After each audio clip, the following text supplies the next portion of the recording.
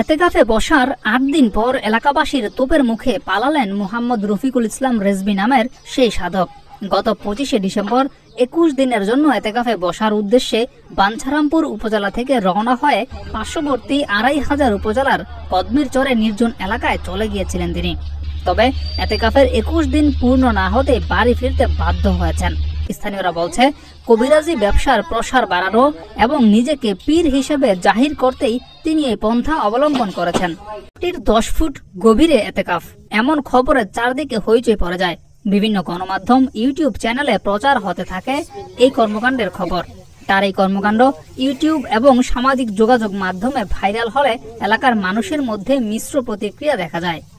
আরে কেমন এইটা তো হ্যাঁ হয়েছে, নামাজ কালাম পড়বো হ্যাঁ ইয়ার মধ্যে কি এত বয় জানি যে মসজিদ বয় আমরা এতটুক জানি, কিন্তু এর বাইরে আমি কইতে পারতাম না। এই সম্বন্ধে যারা আলেম হারা কইতে পারবো, আর আমি এই সম্বন্ধে খারাপও কইতে পারতাম না। তবে এসব অভিযোগ অস্বীকার করেছেন আলোচিত রেজভী। তার দাবি, কিছু দুষ্কৃতিকারী তার কাছ থেকে চাঁদা দাবি করায় তিনি নির্জন স্থান ত্যাগ করে বাড়ি ফিরে আসেন। আসল কথা, আমার মার অর্ডার নিয়ে, মার কথা নিয়ে আমি এতেকাফে গেছি। ২৫ তারিখে গেছি, ৮ দিন ছিলাম।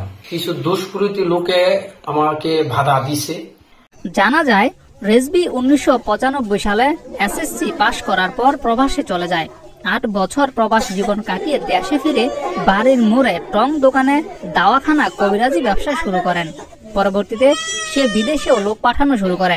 এ নিয়েও রয়েছে তার বিরুদ্ধে নানান অভিযোগ। আসলে এটা হলো আমাদের থিওরি, সম্পূর্ণ একটা বানোয়াট বৌদ্ধবাজি। এটা আমরা চাই জনগণের মাধ্যমে যে আসলে এটা না হোক, আমাদের এলাকায় এ ধরনের প্রতারক না হোক। এর আগে গত ২৫ ডিসেম্বর নির্জনে এতেকাফে বসার জন্য ২৫০০ উপজেলার কদমির চরে নির্জনে চলে যান রেজভী। মায়ের কথাতেই সেখানে গিয়েছিলেন এবং পরবর্তীতে মায়ের কথাতেই ফিরে এসেছেন, এমনটাই জানিয়েছেন তিনি।